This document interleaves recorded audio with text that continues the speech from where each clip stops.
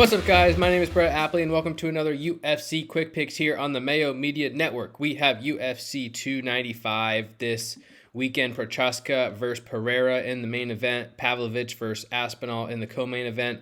A lot of fights on this particular card and a lot of competitive fights as well. It is a great card, not only from an entertainment standpoint, but from a DraftKings standpoint as well. I'm here to give you my favorite cash game play, tournament play, salary play, and a matchup I like from a DraftKings perspective. Before I do that, please make sure to like the channel. Like the video, subscribe to the channel, and why don't you tell me who's going to win the belts this week? We have two title fights on the line. The light heavyweight fight, of course, between Pereira and Prochazka, and the heavyweight interim title on the line between Pavlovich and Aspinall.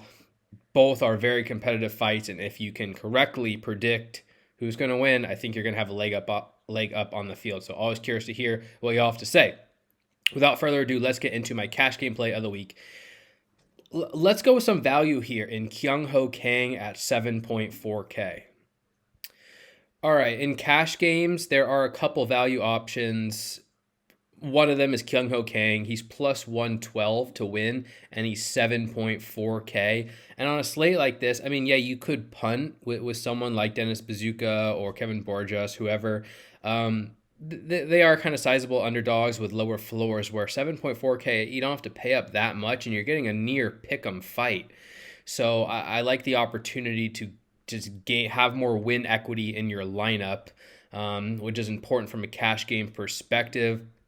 Should be a competitive fight, and I don't have a strong opinion either way on the matchup. I like Kang historically. I mean, he's shown to be a good boxer. He has good metrics. Defending strikes at 58%, fairly competent there. Also a good wrestler and grappler. That's been his biggest strength throughout his career. Averages more than 2 takedowns landed per 15 minutes. Castaneda, I'd say fights at a little bit of a higher pace, but he's absorbing more strikes than he lands. Some wrestling equity. He's actually knocked down each of his last 4 opponents, so maybe Castaneda has some sneaky knockout upside there. Maybe he can land a couple takedowns as well, but I do think Kang's the better submission grappler, and I really was impressed by Kang's boxing performance against Dana Becquerel as well. That was in 2022, but again, I think you could pick either side to win. I do think Kang has some wrestling equity. I like his submission game. He's a lot bigger and longer and a fairly athletic fighter, so this should be a competitive fight. That's probably going to the judges' scorecards. What is the distance line here? Minus 205 over 2.5 rounds. So in theory, you're getting a decent floor on Kang at 7.4K. You're getting clear win equity compared to other fighters in the surrounding price tier. Maybe lacks a little bit of upside for tournaments, but a pretty strong cash game option at 7.4K. All right, next up, my tournament play of the week. I'm going to try and intentionally go off the board here because there's a lot of fighters that I like. There's a lot of obvious ones. Let's have some fun. I'm going to roll with Jared Gordon at 8.9K. He's pretty expensive, and I don't particularly like this matchup from an entertainment standpoint. It kind of makes me nervous. He's minus 220 to win. He's coming off like a headbutt knockout loss that was overturned. I don't really know where he stands physically, and ultimately I don't really think people are going to play him at 8.9K. He's priced right below Mackenzie Dern and Benoit Saint-Denis, so I think those are going to be two of the most owned fighters in this range. Gordon is he's going to be overlooked, and for good reason. Again, I just don't know where he's at physically. He's only won one of his last 4 fights. However, historically, he's put up some big scores. I mean, in his wins, I'll just rattle them off: 135, 104, 111, 121, 95, 74, and 101. And he has this tendency to pour on offense, especially if he can get the fight on the ground. He throws a ton of ground and pound. He fights at a high pace traditionally. And he's fighting Mark Madsen, who is a good wrestler, but is an older fighter. And we've seen cardio issues from Madsen in the past. Madsen's also coming off a submission loss to Grant Dawson He was hurt in that fight. I don't totally know where Madsen is at physically either. I mean, in theory, Madsen's going to shoot for takedowns. Gordon's probably going to keep the fight upright or scramble back up to his feet. In theory, Gordon's a better striker, but I think there's some merit to the idea that Madsen uses a lot of energy trying to take Gordon down, can't quite keep him down because Madsen's not a great submission grappler. Gordon pushing a pace, Gordon the superior striker, and like the fighters Madsen has competed against in the UFC, Danilo Belluardo, Hubbard, Clay Guida, Vince Fischel, Grant Dawson, like none of them are really can produce striking offense in the way that Gordon can. And so Gordon tends to build over 15 minutes. And again, there's some merit to this idea that if Gordon can tire Madsen out, he can start to build, start to pour on offense, and maybe he can get a late finish. It's a little bit reaching here, but again, I wanted to go off the board. He is minus 220 to win. He's plus 285 to win inside the distance. I really don't think he's going to be played at 8.9K, but historically, he's put up really strong DraftKings scores, and a lot of those, came in decisions too. He can wrestle a little bit, he can pour on volume, he can earn control, and if Madsen gets tired, maybe Gordon can find a finish late. So reaching a little bit, it's definitely a contrarian target, but I like Gordon's history of upside, and I think there's some feasibility with him on this particular slate against this particular opponent. Next up, we have our salary play of the week. Again, a lot of places to go here. I already gave you Kyung Oh Kang. Another value option that's interesting to me is Vyacheslav Borshev at 7.7K. He could get some love being a value. He is plus 111 to win. So not an incredible value, but a value nonetheless. He's also priced right below, the Prochazka Pereira matchup, the Pavlovich Aspinall matchup, and the Lopez Sabatini matchup, which should get a ton of ownership. So although he's kind of a strong target based on the value, he could get overlooked a little bit in this range.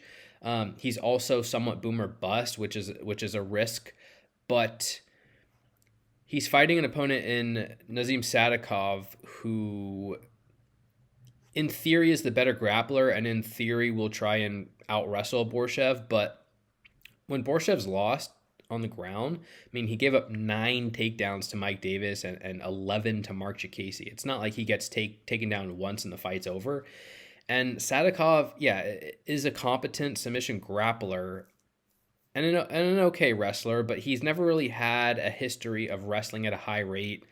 He's landed 1 takedown in his last 3 fights. Maybe he does get on top of Borshev and wins this fight, but I'm really not sure he can land takedowns at 3, 5, 7, 9, 10 takedowns. And if the fight plays out on the feet, I do think Borshev's the better striker. Even Evan Elder was able to drop Sadikov in Sadikov's UFC debut, and Borshev is just a really dangerous kickboxer. Again, this is somewhat boomer bust. That is the concern, but 7.7K is fairly cheap. He's an interesting pivot off those other popular fights priced right above, plus 210 to win inside the distance. And I think he does have knockout equity. Truthfully, this is a potentially sneaky matchup to target on the whole. Sadikov has, on the other side, grappling upside, and if he wins, could put up a strong score should it come on the mat. It's a fight that I will be moderately exposed to. I do like the savings on Borshev, and I think the fight's going to play out on the feet, potentially more than the public expects, in which case Borshev, I like his chances to hurt Sadikov at some point in that fight. All right, and finally, the matchup of the week. Let's just continue with a little bit of off-the-board action here. Look, the main event, the co-main event, they're fantastic fights. Lopez, Sabatini, it's a fantastic fight to target. Stack up the mid-range this week. I'll give you a sneaky fight to target, which is Josh Van versus Kevin Borges. Van's 9,200. Borges is 7K. I really don't think people are going to play this matchup at all, especially Van's price right above Saint Denis and Dern, right below Rebecki. And they're all going to be priorities. Even for me, I like all those fighters in theory ahead of Van, but I really, really like the projected pace of this matchup with Borjas. Both Van and Borjas making his UFC debut, they both have defensive wrestling issues. And that's kind of why they're matched up together. They're both aggressive strikers who are going to want to look to keep the fight standing, and that's going to make for a very fun fight. I'm going to look to fade them both in the future, but I think this is just going to be like an absolute banger of a matchup. Van had sort of one of those bangers to open his UFC career against Zhumagulov. He landed 120 significant strikes. It was an excellent fight. He won a split decision. The issue is he still only scored 70 points on DraftKings, 80 points, which is just not going to be enough at 9.2K. And it's also why he's not really a priority on this slate. But, I mean, Zhumagulov is very experienced. He's very tough. Borjas is coming from the Peruvian regional scene, which is not a regional scene I'm a huge fan of. He's been finished before. He looked all right in his Contender Series performance, but he's fought low-level competition. He's an aggressive striker with some questionable defense. And if these two are going to brawl, I think someone could get hurt. My bet is that it's Van having having a larger opportunity to win this fight by knockout. He is the sizable favorite, minus 233 to win, and let's see, plus 150 to win inside the distance. He'll definitely need a knockout at this price tag, 9.2K, but I think it's possible. I mean, he's a young kid, athletic, physical, powerful, and Borjas is going to be very willing to engage, I think. So sneaky on the Van side, another contrarian target up top, and then Borjas, is a punt. Frivola, Andrade, Madsen, Kong, Ricci, they're all going to get more ownership than Borjas. But Borjas is like plus 285 to win inside the distance. That's pretty good. He's shown a lot of power on the regional scene. Pretty much all his wins come by knockout. And you never know. Van absorbed more than 100 significant strikes in that UFC debut. It's possible he could get hurt. That's Borjas' main path to victory. Going to be low owned. I really like the pace of that matchup. Should be a fun one to watch as well. All right, that's going to do it for this week's UFC Quick Picks. Thank you guys so much for the support. Hope you enjoyed me going a little bit, again, off the wall this week. Stack up that mid-range. That's going to be where the bread is buttered this week. But there's a lot of fun fights and a lot of ways to get creative on this UFC 295 slate. Make sure you follow me on Twitter, Appley, _T_P, dailyfanmma.com for all your DraftKings breakdowns needs. Just spent like an hour and 40 minutes talking through every single fight on that slate with my co-host Gordo, including the 2 championship fights. And would love for you guys to come over there and support us. Thanks to Pat and the team for having us on the channel. As usual, again, make sure to like the video, subscribe to the channel. Let me know who you think is going to win those title fights this weekend. Best of luck in your contests, and we'll talk to y'all soon. Peace.